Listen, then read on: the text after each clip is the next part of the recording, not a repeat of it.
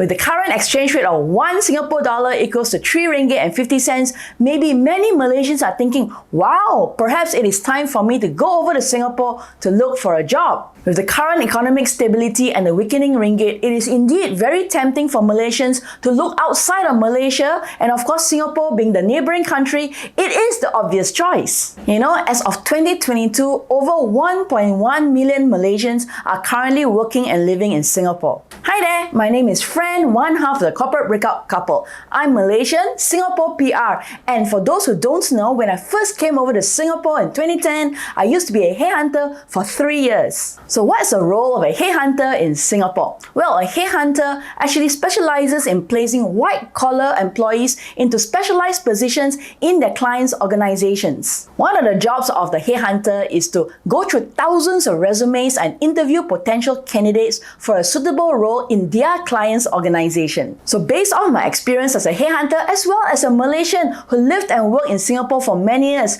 you're gonna get first-hand knowledge on why white-collar Malaysians need to take a pay cut when working in Singapore. Before that, please like this video, subscribe to our YouTube channel, and share this video with your friends.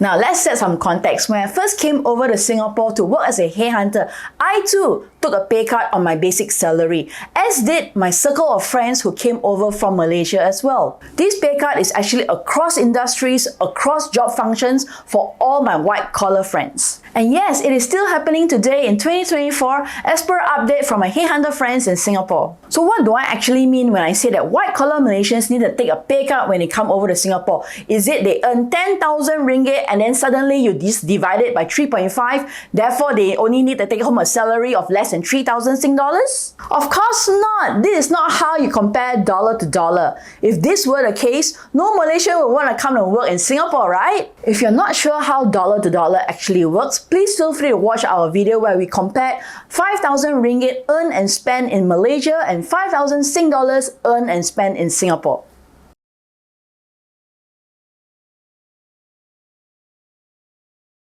Now let's get into the meat of things. Say for example, this person who lives and works in KL and works as a HR manager with some years of experience. Now, this person draws a salary of a monthly income of 11 to 12,000 ringgit, and this is based off a real job description. This HR manager's roles and responsibilities includes recruitment and onboarding, HR policies and procedures, as well as payroll. The employees that this person manages are mostly local employees, aka Malaysians. Now let's head on over to Singapore. Now this person is a HR manager who lives and works in Singapore, and usually for HR managers in Singapore, their take-home salary is between $6,000, $7,000, $8,000 a month. When I first worked as a headhunter in Singapore, I initially specialized in placing HR executives, HR managers, and HR directors into my respective clients' organizations. And what I found out was a typical HR person in Singapore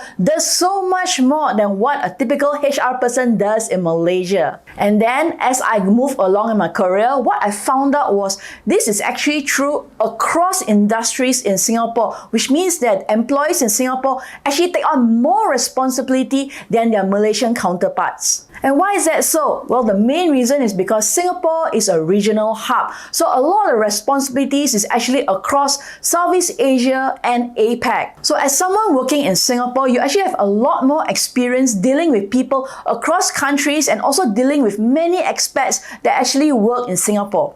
Now let's get back to the HR function in Malaysia. In my personal experience working in Malaysia for 7 years, I noticed that the HR department has actually a lighter hand in the running of the organization in Malaysia. Now, what do I mean by that? Well, for example, I was actually one of the hiring managers back in my company, right? Which means that whenever we needed some new hires, we were actually involved from the entire process, from coming up with a job description all the way to interviewing and actually hiring a candidate. The HR department back then had a very light role to play. Now, I was actually working in a huge MNC, and the HR department's role back then for us was just to provide us with the resume. We ourselves were calling the candidates, arranging for interviews, actually conducting the interviews, and then making the offer. The HR people were only involved in the offer letter as well as the initial onboarding process. Therefore, in my experience, the HR function was merely an administrative role.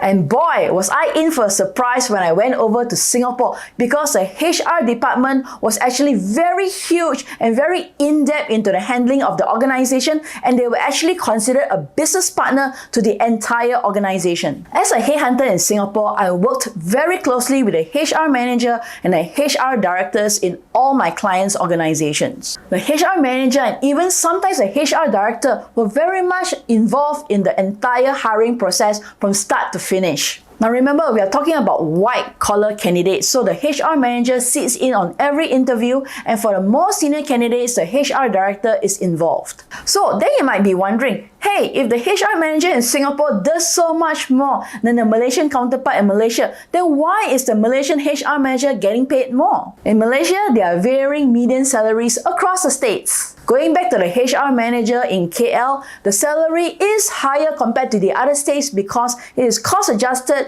to the higher cost of living. The same goes for Singapore. Each person's salary in Singapore has already been cost adjusted to the cost of living in Singapore. Therefore, it is not a true dollar-to-dollar comparison when you directly convert Malaysian ringgit to Sing dollar or vice versa.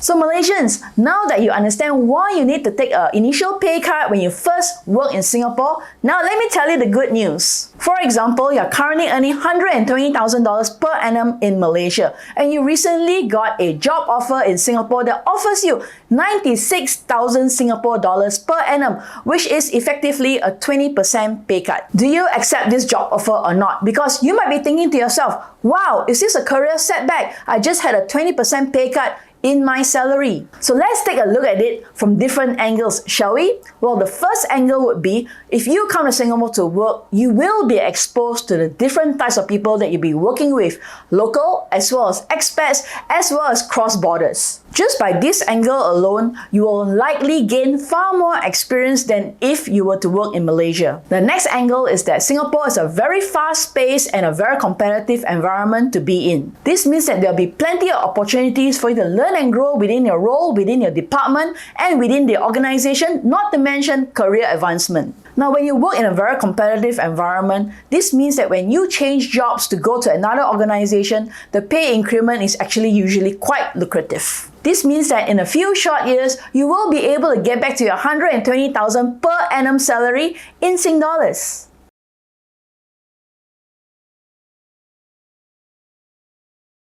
Have you ever thought about what kind of standard of living will you actually have in Singapore when you accept a job? My Malaysian friends and I have been there, done that. Yes, initially for the first few years, maybe you need to rent a HDB flat with a few housemates, or maybe rent a room. And yes, you most likely own a car in Malaysia, but now you're forced to take public transport or even Grab here and there in Singapore. But you know what? You actually get a higher standard of living in Singapore. Let's talk about food. You actually eat better quality food in Singapore because of the better quality ingredients, for example, that can be found in cafes, restaurants, as well as the hawker centers. Let's talk about purchasing power. If you're earning a Singapore salary, your purchasing power is higher for you to buy material possessions such as Rolexes and branded goods. Now let's talk about travel. Have you ever wondered why people in Singapore can afford to travel more frequently and to more exotic locations? That's because with your Singapore salary, you're able to have more than enough set aside for travels as well as leftover for savings. Don't believe me? Feel free to check out our video, Malaysia versus Singapore cost of living, RM5,000 versus 5,000 Sing dollars. You know, coming back to my friends and I for real life scenarios, all of them have actually upgraded from living in either rented HDBs to now living in million-dollar condos, and some of them are even living in landed homes, and some of them are even driving continental cars. What about people with kids? Well, I have friends from Malaysia who are now working in Singapore and they have kids, and with both their white-collar salaries, they can afford to have helpers as well as still take vacations regularly. So in conclusion, if you're on the fence on whether you should go to work in Singapore, I say give it a try. You never know if you don't try. You never know what's in store for you, and who knows, your whole life might change. And what's the worst case scenario? Well, the worst case is you can always go back to Malaysia to find a job if things don't work out. Don't let a little pay cut stop you from exploring new territories. I hope that this video has been informative and an eye-opener. Please like this video and subscribe to our channel and share this with your friends. See you in the next video. Bye!